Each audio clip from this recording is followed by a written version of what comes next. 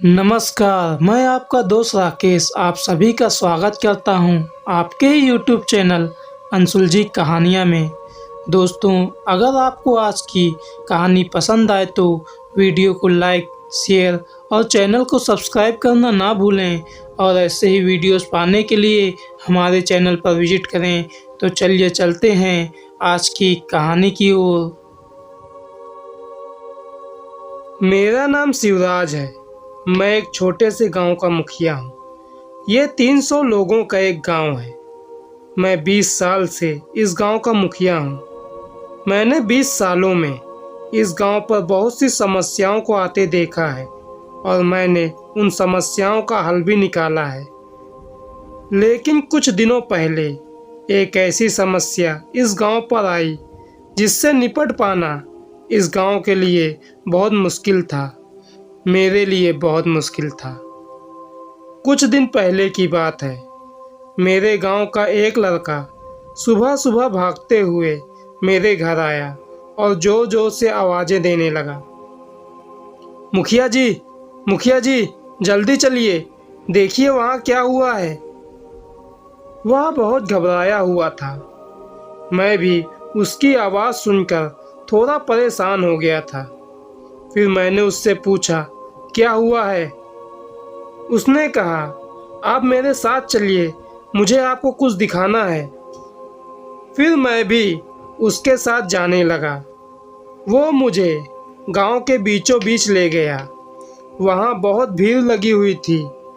जब मैं भीड़ को पार करते हुए अंदर गया तो देखा कि गांव के बीचों बीच में एक मटका रखा हुआ था और उसके चारों तरफ नींबू, मिर्च, उल्लू के नाखून, इंसानी हड्डी, लाल सिंदूर जैसी चीजें रखी हुई थी। एक शब्द में कहूँ तो टोना टोटका का सामान रखा हुआ था। यह देखकर मैंने गांव वालों से पूछा कि यह सब किसने किया है। गांव वालों ने कहा, हमने किसी को यह करते नहीं देखा। फिर गांव वाले कहने लगे कि ऐसे ही टोने टोटके का सामान गांव के चारों कोने पर रखा गया है। मैं उस लड़के के साथ बाकी और 4 टोने टोटके के सामानों को देखने के लिए गया। वो बिल्कुल वैसे ही टोने टोटके के सामान थे जैसे गांव के बीचों बीच में रखा गया था। मैं यह देखकर समझ चुका था कि गांव में जरूर कोई मुसीबत आने वाली है, लेकिन यह बात मैं किसी से कह नहीं रहा था। हालांकि गांव वाले भी मुसीबत के इस संकेत को समझ चुके थे कि गांव में कोई विपदा आने वाली है। वो आपस में ही इस विषय पर बात किए जा रहे थे। मैंने गांव वालों को समझाते हुए कहा कि चिंता की कोई बात नहीं है। यह जिसने भी रखा है जल्द ही मैं उसे पकड़ लूँगा और उसे इस किए की सज़ा मिलेगी। मैं इस गांव पर कोई भी मुसीबत आने नहीं दूंगा। क्योंकि गांव वाले मुझ पर विश्वास करते थे, इसलिए वो सभी मेरी बातों को सुनकर शांत हो गए और निश्चिंत होकर अपने अपने घर चले गए। मैंने तो यह कहकर उनको निश्चिंत कर दिया था, लेकिन चिंता मुझे अंदर ही अंदर खाए जा रही थी कि अब कौन सी मुसीबत हमारे गांव पर आने वाली है। ऐसी मुसीबत का मैंने कभी भी पहले सामना नहीं किया था। पूरे समय मैं इसी के बारे में सोचता रहा। अगले दिन सुबह जब मैं घर से बाहर निकला तो कई लोगों को मैंने चिंतित और परेशान देखा। यह देखकर मैं भी थोड़ा परेशान हो गया। मैंने उनसे पूछा कि क्या हुआ है। तब उन्होंने कहा कि कल रात से गांव का एक आदमी लापता है। वह आदमी कहीं नहीं मिल रहा है। हम उसी को लेकर परेशान हैं।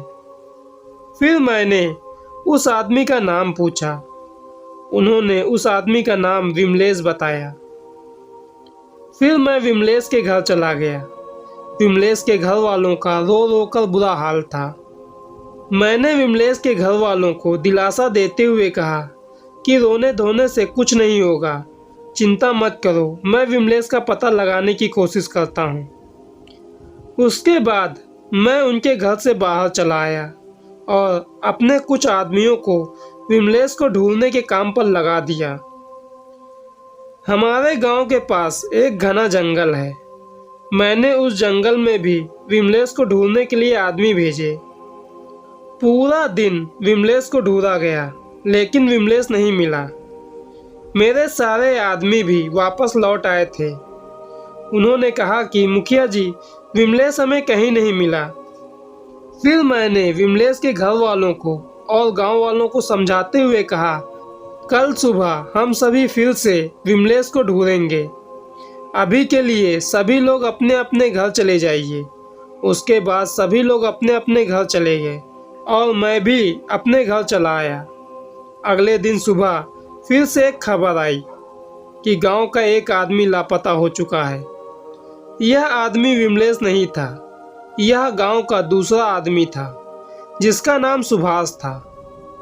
आज पूरा गांव और भी ज्यादा परेशान था, क्योंकि विमलेश तो लापता हुआ ही था। आज सुभाष का भी कोई खबर नहीं था। सुभाष के घर वाले भी बहुत परेशान थे। सभी मुझे आज भरी नजरों से देख रहे थे। मैंने विमलेश और सुभाष के घर वालों से पूछा कि वो लोग कितने बजे घर से लापता हुए थे। तब उनके घर वालों ने कहा, हमें नहीं पता कि वो घर से कब गए, लेकिन वो रात का समय था। मुझे जिस चीज़ का डर था वही होना शुरू हो गया।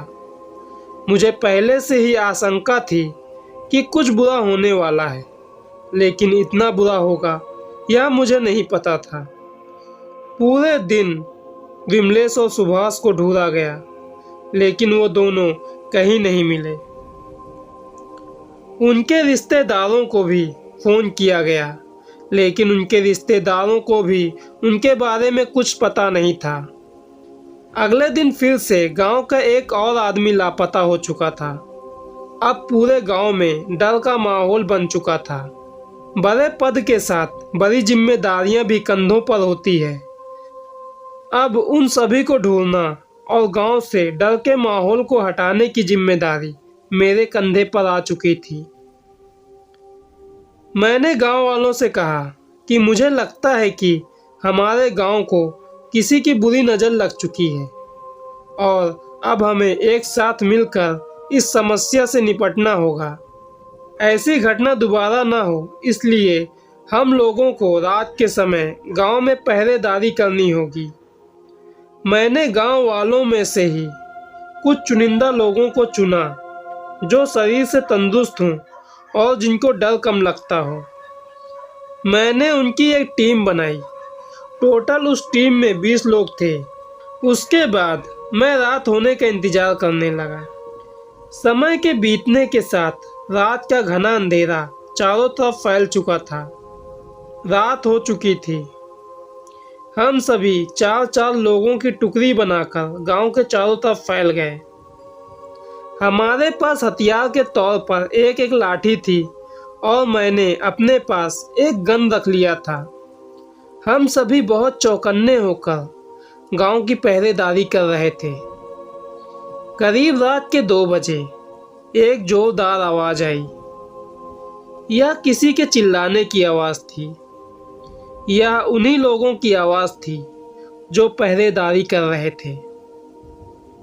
वो बोल रहे थे, अरुण को बचाओ, वो जानवर अरुण को ले गया। चारों तरफ उनके चिल्लाने की आवाज़ गूंज उठी। उनकी आवाज़ सुनकर हम कुछ ही मिनटों में उन तक पहुंच गए। मैंने उनसे पूछा, क्या हुआ और अरुण कहाँ है? तब उन लोगों ने कहा, हम चारों इस जंगल के पास पहरेदारी कर रहे थे। तभी अचानक से अरुण जंगल के अंदर जाने लगा। यह देखकर हमने उसे आवाज़ दिया और रुकने को कहा, लेकिन वह नहीं रुका। फिर हमने अरुण को पकड़ा, लेकिन उसे देखकर ऐसा लग रहा था कि जैसे वो अपनी होश में ना हो। हमने उसको होश में लाने के लिए उसके शरीर को जोर से हिलाया। उसके बाद जैसे वो नींद से जागा हो, हमने उससे पूछा, इतनी रात को जंगल के अंदर क्यों जा रहे हो?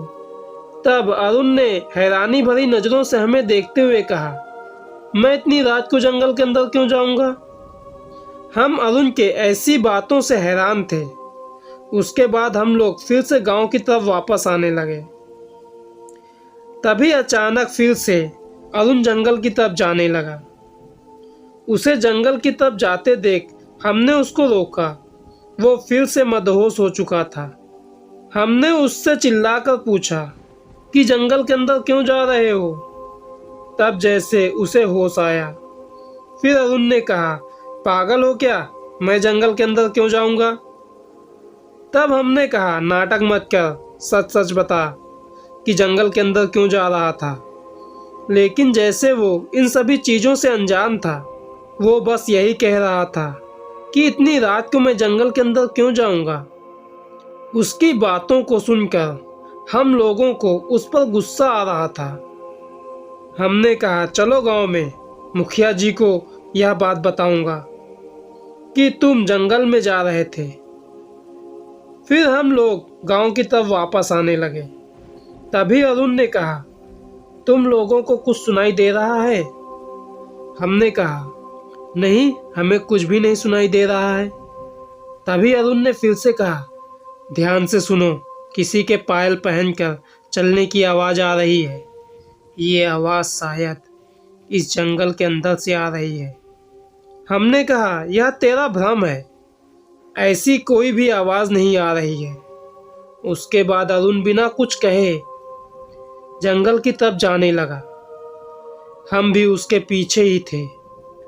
तभी पता नहीं कहां से एक अजीब सा दिखने वाला जानवर अचानक से हमारे सामने आ गया और वो अरुण को अपने जबड़े में दबोचकर जंगल के अंदर भाग गया। लेकिन अगर सच कहूं तो वो कोई जानवर नहीं दिख रहा था। उसका पूरा शरीर काला था। उसकी लाल और 2 चमकदार आंखें थीं, जिसे देखकर हर किसी को डर लगने लगे। और उसका जबड़ा उसके सर से भी बड़ा था। उसके मुंह से खून जमीन पर टपक रहा था, जैसे वो अभी अभी किसी का खून पी कर आ रहा हो। उसे देखकर ऐसा लग रहा था कि जैसे वो कोई जानवर ना हो, कोई दरिंदा हो। यह बात सुनकर जैसे सभी को सांप सूंघ गया हो। डर की वजह से सभी जैसे अपनी जगह पर जम गए हों। फिर मैंने हिम्मत दिखाते हुए कहा, ऐसे डरने से कुछ नहीं होगा। अरुण को हमें बचाना होगा, इसलिए हम सभी को जंगल के अंदर जाना होगा। उसके बाद हम सभी लोग एक साथ उस जंगल के अंदर अरुण को ढूंढने के लिए चले गए। हमने पूरे जंगल को छान मारा, लेकिन ना वो जानवर दिखा, ना ही हमें अरुण मिला। आखिरकार हम सभी थक हार कर गांव वापस लौट गए। अरुण के गायब हो जाने की खबर गांव में आग की तरह फैल गई। सभी गांव वाले डरे हुए थे। जो रात को पहरेदारी कर रहे थे, उन्होंने भी पहरेदारी करने से मना कर दिया था। गांव में इस कदर डर का माहौल फैला हुआ था कि सूरज के ढलते ही लोग किसी कैदी की तरह अपने आप को घर में कैद कर लेते थे। गांव को देखकर ऐसा लगता था कि जैसे गांव में कोई भी ना हो। मैंने निश्चय कर लिया था कि कोई मेरा साथ दे या ना दे, लेकिन मैं रात को पहरेदारी जरूर करूँगा। मैंने एक लाठी ले लिया, अपने पास एक गन रख लिया और रात होते ही पहरेदारी करने के लिए घर से बाहर निकल गया।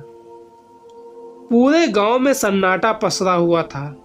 कुत्ते बिल्लियों की आवाज़ तक नहीं आ रही थी। उस काले घने अंधेरे में सन्नाटे को चीरती ठंडी तेज हवा जब शरीर को छूती तो ऐसा लगता कि वो अपने साथ मौत का संदेशा लाई हो। गांव के चारों तरफ घूमते घूमते आधी रात हो चुकी थी। मैं थक कर एक घर के सामने बैठ गया। तभी मुझे काले रंग की साड़ी पहने एक औरत दिखी, जो अपना सर ढक रखी थी। मैं उसे देखकर चौंक गया था। जहाँ सभी गांव वाले डरकर घर में छिपकर बैठे थे, वहाँ ये औरत बिना डरे बेपरवाह होकर आधी रात को घूम रही थी। मुझे उस औरत पर शक हुआ और मैंने उसका पीछा करने का फैसला लिया। उसके बाद मैं छिपते छिपते उस औरत का पीछा करने लगा। जब मैंने उसके पैरों पर ध्यान दिया तो उसका पैर जमीन पर नहीं छू रहा था। उसका पैर हवा में था और वो अपने पैरों को आगे पीछे हिला नहीं रही थी। फिर भी वो आगे की तरफ बढ़ रही थी। यह सब देखकर मैं इतना तो समझ गया था कि वो कोई इंसान नहीं, वो कोई भूतनी है। लेकिन मैं चुपचाप उसका पीछा करता रहा। कुछ आगे जाकर वो भूतनी बिना दरवाज़ा खोले एक घर के अंदर चली गई। कुछ मिनटों के बाद उस घर का दरवाज़ा खुला और वो भूतनी उस घर से बाहर निकली और उसके पीछे पीछे एक आदमी भी उस घर से बाहर निकला। वो आदमी उस भूतनी के कुछ कदम पीछे ही चल रहा था। उस आदमी को देखकर साफ साफ पता चल रहा था कि वो अपने होश में नहीं है, जैसे वो नींद में चल रहा हो। मैं उस आदमी को पहचानता था। उस आदमी का नाम रमेश था। मैंने उसका पीछा किया और सही समय पाकर मैंने रमेश को पकड़ लिया और उसके मुंह पर हाथ रख दिया। उसके बाद रमेश ने अपने शरीर को झटकना शुरू किया। मैंने रमेश को धीरे से कहा, चिल्लाना मत, मैं शिवराज हूँ। रमेश ने मुझे देखा और कहा, मुखिया जी आप? यह कहकर अपने आसपास देखने लगा और कहने लगा, मैं यहाँ कैसे पहुँचा? मैंने उंगली उठाकर भूतनी की तरफ इशारा किया जो आगे की तरफ जा रही थी। रमेश ने जब भूतनी को देखा तो डर गया। फिर उसको घर जाने का इशारा करके मैं भूतनी का पीछा करने लगा। उस भूतनी की एक खासियत थी, वो अपने पीछे पलटकर नहीं देखती थी। मैंने उसका पीछा करते हुए यह नोटिस किया था। वो भूतनी गांव के पास वाले जंगल में जाने लगी। मैं भी उस भूतनी का पीछा करते हुए जंगल में चला गया। काफ़ी समय चलने के बाद मैं जंगल के सबसे घने इलाके में पहुंच गया। ये जंगल के बीचों बीच का इलाका था, जहां पेड़ इतने घने थे कि दिन के समय भी यहां अंधेरा रहता है।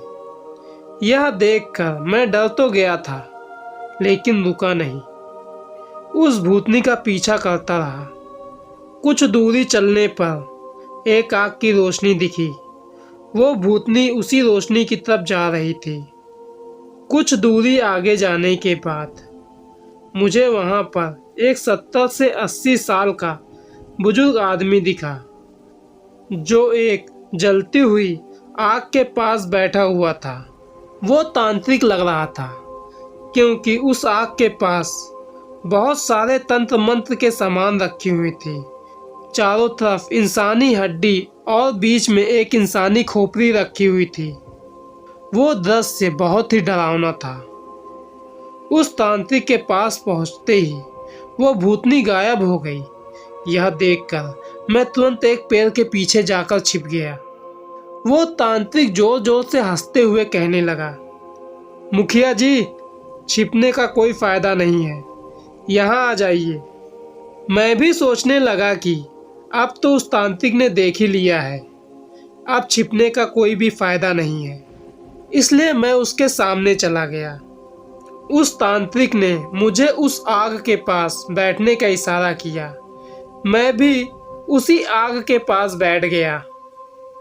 फिर तांत्रिक ने मुस्कुराते हुए कहा, यहाँ क्या लेने आए हो? मैंने बात को इधर उधर ना घुमाते हुए सीधे सीधे पूछा, आप ये सब क्यों कर रहे हो? और जो लोग गांव से गायब हो गए हैं वो कहाँ हैं? फिर उस तांत्रिक ने कहा, सिद्धि चाहिए मुझे और सिद्धि पाने के लिए ये सब कर रहा हूँ। और जो लोग गांव से गायब हो गए हैं वो मारे जा चुके हैं। मैंने सिद्धि पाने के लिए उनकी बलि दे दी है। एक बात पता है आपको मुखिया जी, ये जो आपका गांव है ना, ये मेरे लिए बहुत फ़ायदेमंद है। मुझे इस सिद्धि को सिद्ध करने के लिए जिस जिस नक्षत्र के जन्मे आदमी बलि देने के लिए चाहिए वो सभी इसी एक ही गांव में मिल गए। इस वजह से मेरा काम आसान हो गया। फिर मैंने गुस्से में कहा, आपको ये सब अभी रोकना होगा। तब उस तांत्रिक ने कहा, इतना आसान नहीं है मुखिया जी ये सब रोकना। अगर मुझे सिद्धि चाहिए तो मुझे हर रात एक बलि शैतान को देनी ही पड़ेगी। तभी एक भयानक दिखने वाला जानवर एक आदमी के शरीर को जबड़े में फंसाकर वहां लेकर आया। मैं यह देखकर डर गया था और वहां से उठकर कुछ दूरी पर जाकर खड़ा हो गया। वो जानवर मुझे देखकर गुर्राने लगा। तभी तांत्रिक ने कहा, शांत हो जाओ। फिर उस जानवर ने गुर्राना बंद कर दिया। फिर मैंने ध्यान से उस आदमी को देखा। वो रमेश था। उसकी सांसें चल रही थी। वो अब भी जिंदा था।